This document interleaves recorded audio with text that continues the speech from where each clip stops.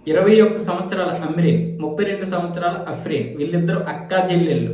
ఒక పేద ముస్లిం కుటుంబంలో పుట్టారు. వీళ్ళు భోపాల్లోని అబ్బాస్ నగర్ అనే ఒక ప్రాంతంలో మురికి కొంటలో బ్రతికేటటువంటి పరిస్థితి నుంచి ఈరోజు వందల కోట్లకు పడగలెత్తేటటువంటి పరిస్థితికి వచ్చి విలాసవంతమైనటువంటి విల్లా జీవితాలు గడిపే పరిస్థితికి ఎందుకు వచ్చారు అనేది చూస్తే ఆ వెనక భయంకరమైనటువంటి నిజాలు, భయంకరమైనటువంటి పరిస్థితులు ఉన్నాయి. ఈరోజు మత మార్పిడి ఎలా జరుగుతుంది, మనం ఏదైనా మాట్లాడితే మనల్ని ఏమొచ్చేసి మతోన్మాదులని చెప్పడము, బీజేపీ అధికారంలో ఉంది కాబట్టి రెచ్చిపోతున్నారని చెప్పేటటువంటి ఈ వెధవలు ఈరోజు చాలామంది వెధవలు కుహనా మేధవులు అనే పేరుతో మాట్లాడుతున్నారు కదా. మొత్తం దేశమంతా ఇస్లాం అయిపోతే వీళ్ళు బ్రతకడానికి వీళ్ళకు కూడా ఇది ఉండదు.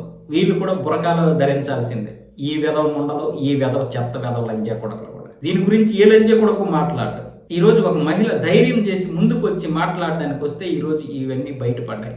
చందన యాదవ్, యాసిరు, బిలాలు, చాను ఈ నలుగురు వీళ్ళిద్దరికేమో సపోర్ట్గా నిలిచి హిందూ మహిళల్ని, క్రిస్టియన్ మహిళల్ని లోపరుచుకొని ఎలాగా ఉద్యోగాల పేరుతో 10,000 నుంచి 20,000 రూపాయల ఉద్యోగాలు అని చెప్పి ఫ్రీ వసతి, మీరు ఎటువంటి ఇది కట్టాల్సిన అవసరం లేదు, మీరు ఉద్యోగాలు చేసుకొని మంచిగా ఉద్యోగాలు చేసుకుంటే మీకు మంచి జీతాలు వస్తాయి, ఇంకా అదనంగా కూడా డబ్బులు వస్తాయని ఆశ చూపించి రకరకాల ప్రాంతాల్లోకి తీసుకెళ్ళి అక్కడ పప్పు కల్చర్ అలవాటు చేసి, డ్రగ్స్ అలవాటు చేసి వాళ్ళ మధ్యలోకి వెళ్ళిపోయిన తర్వాత ఈ రకరకాలుగా అయినటువంటి ఫోటోలు తీసి, అంటే ఆ తర్వాత న్యూడ్ ఫోటోలు ఇలా తీసి వాళ్ళ మీద అత్యాచారం చేసి ఆ వీడియోలు కూడా తీసి వాళ్ళకి చూపించి బ్లాక్మెయిల్ చేసి ఆ తర్వాత మీరు మతం మారకపోతే ఈ వీడియోలు బయట పెడతామని బెదిరించారు.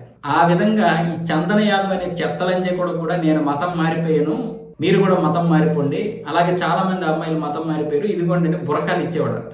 అలా బురకాలు ఇచ్చి మతం మారిపోయి వాళ్ళ ప్రార్థనలు అక్కడ చేయించేవాళ్ళు. ఆ వీడియో ఆ ఫండింగ్ ఇచ్చిన చెత్తలంజే కూడా పంపిస్తే వాళ్ళు ఈ అమ్మాయిలిద్దరికి ఇంతని డబ్బులు ఇచ్చేవాళ్ళు.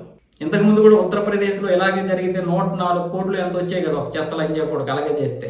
మరి ఈ రోజు చూస్తే ఇలాంటి అమాయకులైనటువంటి అమ్మాయిలు బయట ప్రాంతాలకు తీసుకెళ్లి ఉద్యోగాల పేరుతో వాళ్ళ మీద మానభంగం చేసి వీడియోలు తీసి బెదిరించి మతం మారుస్తున్నారు. ఇంతకంటే దారుణం ఇంకోటి ఉంటుందా? ఈ విషయం ఛత్తీస్గఢ్లోని ముంగేలి జిల్లాకు చెందినటువంటి ఒక బ్యూటీషియన్ అపర్ణ పేరు మార్చారు.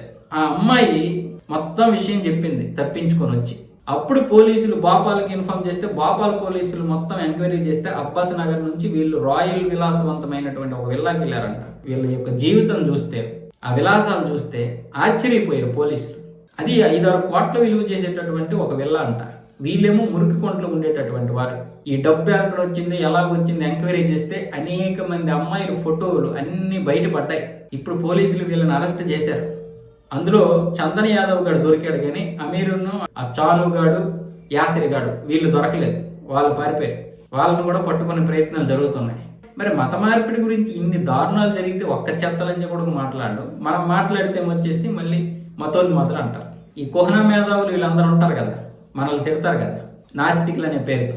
ఇదే జరిగితే దేశం మొత్తం మారిపోతే ఈ చెత్త వెధవులకు కూడా కింద చెక్కేస్తారు.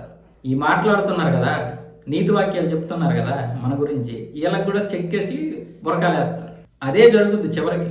ఇక దేశం గురించి మనం పట్టించుకోవద్దు, ఎలా పోయినా పర్వాలేదు, దేశ ఉనికే లేకపోతే నువ్వేం పీకుతావు, నువ్వేం చేస్తావు.